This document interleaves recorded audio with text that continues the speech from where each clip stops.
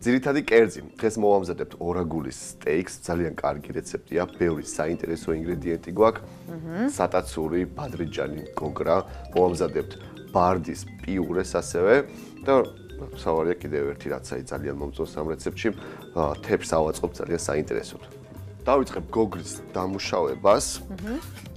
უდად დავჭრა, გავფრჩქნა და ამოვიყვანო კუბიკები. მოკლედ უფრო შრომატევადი საქმეა გოგრის დამუშავება, რადგან უმი არის თვითონ გოგრა საკმაოდ მკვრივია, სანამ კუბებად დაჭრის ვახო გოგრას, მე უკვე დავადგავ ცეცხლზე ბარდას ნაღებთან ერთად. ავანთოთ ცეცხლი, ჩავყაროთ ბარდა, ეს არის კონსერვირებული ბარდა.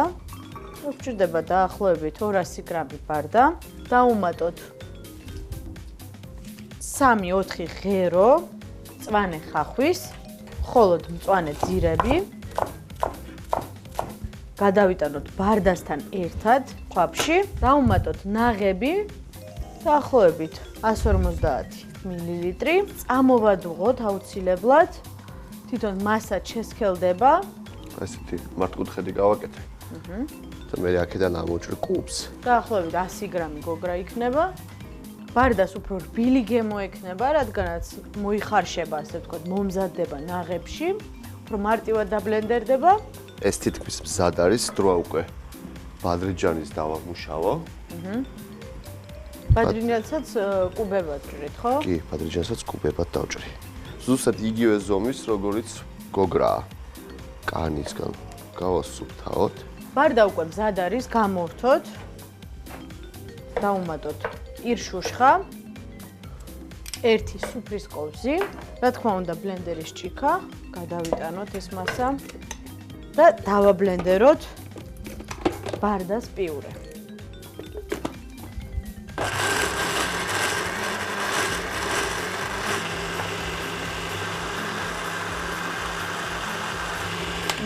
მზად არის ბარდას პიურე.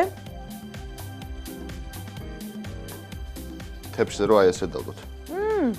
ძალიან ლამაზი იქნება და ძალიან საინტერესო. ვფიქრობ, რომ თუ სტუმრები გეყოლებათ და ესეთ კერძს დაახვედრებთ, ნამდვილად ძალიან გაოცდებიან. სატაცური მათხოვება ერთსა.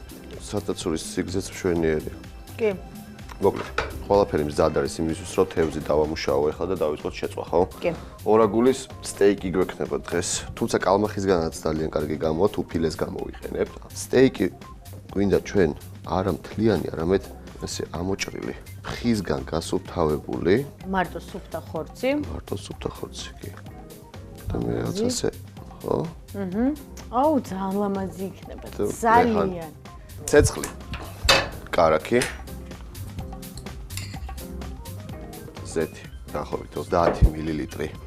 80 გრამი კარაქი. ნიოს და ჯინჯერს აღარ გავუკეთებთ, იმიტომ რომ პირშუშხა აქვს უკვე ბარდის პიურეს.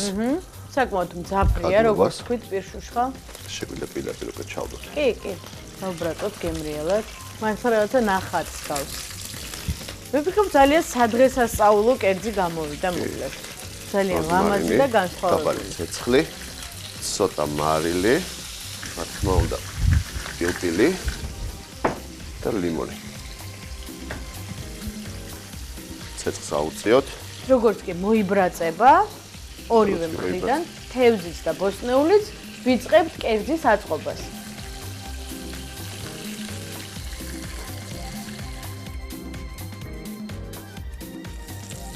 თევზიც, გოგრაც და ბადრიჯანიც შეიწვა, შეგვიძლია გამოვთოთ, მოდი დავიწყოთ უკვე თევზის აწყობა. თევზში ლამაზი თეთრი სატაცური. დავიწყოთ კუბიკის აწყობა, ხო? კი. გავერთოთ. ხო. ისე მაინტერესებს როგორი იქნება. ბოლოს. ნახე რა ლამაზია. ესე შეიძლება აპეტაიზერი იყოს. აი ესე ცალკე. ტიპში ბოლოფენაა, ხო? ბოლოფენაა, ხო, მგონია. ეხლა ლამაზი ორაგულის დაბრაწული სტეიკები დავადოთ ზემოდან. ძალიან ლამაზია.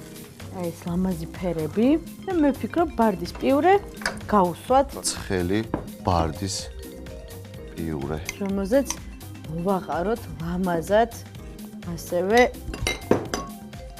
რეჰანის ფოთლები. აი ეს არის უკვე დახვეწილი კერძი, რომლითაც მე ვფიქრობ, რომ აი ესეთ სადღესასწაულო დღეებში ნამდვილად ყველას გააკვირვებ. საღდგომო კერძი მზად არის, დრო აკავსინჯოთ. მე ძალიან მაინტერესებს ამის გემო. თევზი გემრიელია. რა თქმა უნდა, ხა ბარდა, სატაცური ბარდა რეჰანი და ბადრიჯანი.